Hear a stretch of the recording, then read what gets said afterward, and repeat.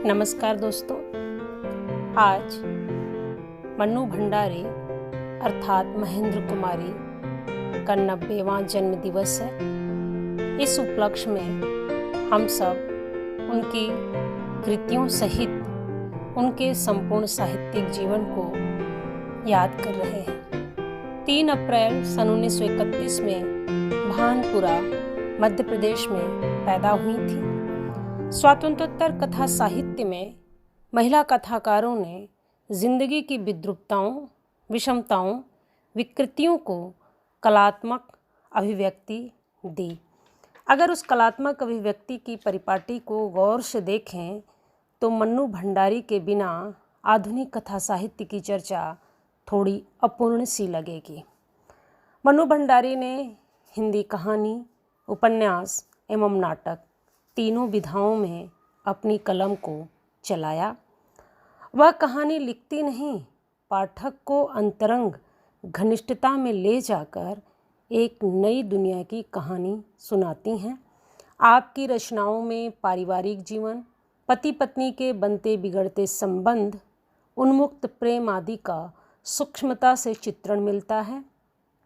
आपका स्वभाव बेहद संवेदनशील, न्यायोचित, विवेकवान और निष्काम समाज सेवी के रूप में जाना जाता रहा है।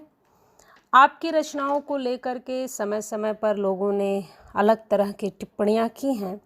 राजेंद्र यादव जी स्वयं कहते हैं, मन्नू भंडारी के दिमाग में प्लॉट मौलिक और सशक्त आते हैं और वह लिखने से पूर्व कई बार राजेंद्र को सुनाती भी हैं। आपकी रचनाओं पर फिल्में भी बनी हैं। अकेली, चश्मे, त्रिशंकु, एक खाने आकाश नाई पर वासु चटर्जी ने शबाना आजमी और आमेर पालेकर को लेकर के जीना यहाँ नाम की फिल्म बनाई थी। यही सच है पे रजनीगंधा फिल्म बनी थी। कथा यात्रा साहित्य को आपकी देखा जाए तो 4 दशकों से निरंतर लेखनरत रहीं।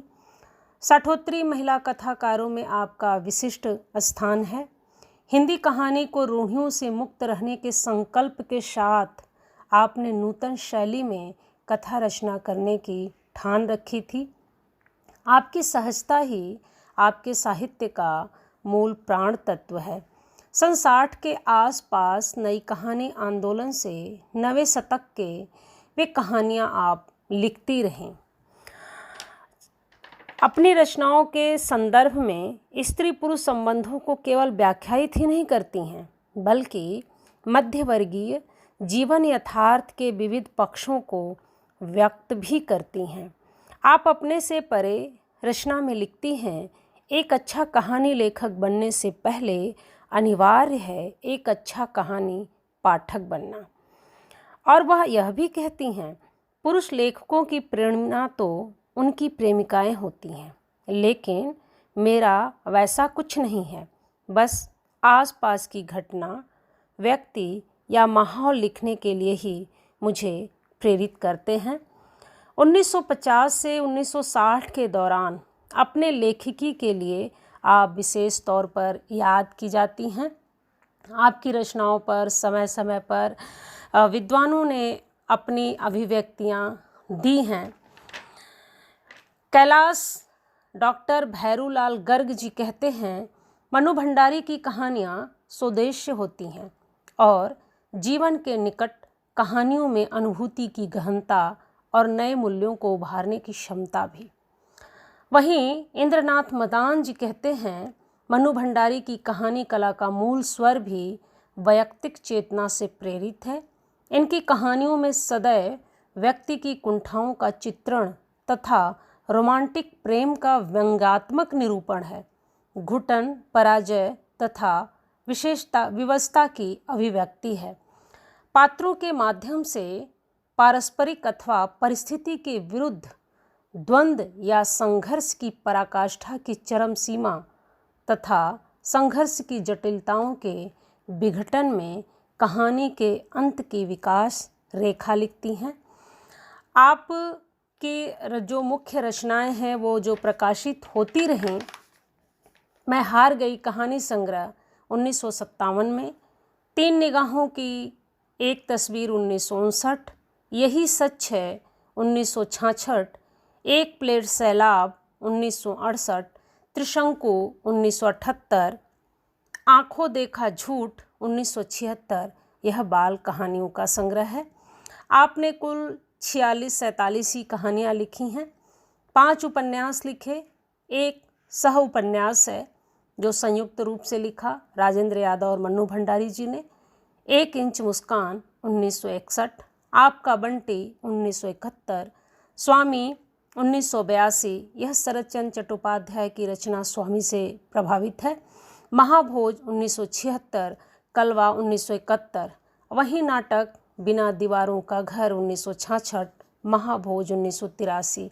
इसके अलावा भी आत्मकथ्यात्मक उपन्यास भी आपने लिखा है, एक कहानी यह भी, और आपने कथा पथकथा भी एक पुस्तक लिखी है जो कि हिंदी साहित्य के विद्यार्थियों के लिए एक अलग तरह की कृति है। वहीं आपको समय समय पर पुरस्कृत भी किया गया है। महाभोज के लिए 1980-81 के लिए उत्तर प्रदेश हिंदी संस्थान द्वारा पुरस्कार, भारतीय भाषा परिषद कोलकाता से 1982 में पुरस्कृत, काला कुंज सम्मान पुरस्कार 1982, भारतीय संस्कृत संसद कथा समारोह 1983 कोलकाता, बिहार राज्य भाषा परिषद 1991, राजस्थान संगीत नाटक अकादमी 2001-2, महाराष्ट्र राज्य हिंदी साहित्य अकादमी 2004, हिंदी अकादमी दिल्ली सलाका सम्मान 2006-7, मध्य प्रदेश हिंदी साहित्य सम्मेलन 2006-7, भवभूति अलंकरण। के बिरला फाउंडेशन ने उन्हें अपने काम के लिए 18वें व्यास सम्मान के एक कहानी यह भी के लिए पुरस्कृत किया।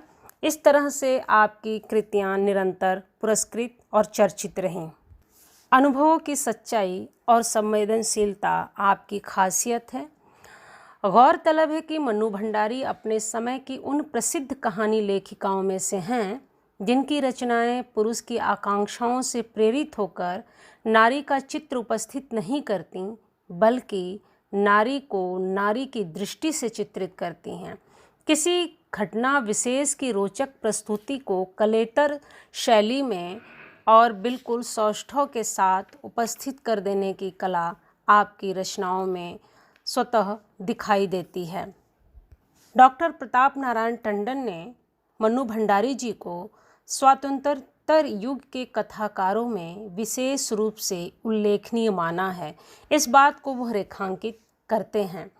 अगर निर्वैयक्तिक तौर पर देखा जाए तो सहज, सरल, आम बोलचाल की भाषा में मानवीय अंतर्वृत्तियों को निरूपित करने में मन्नू भंडारी अन्यतम साहित्यकार हैं।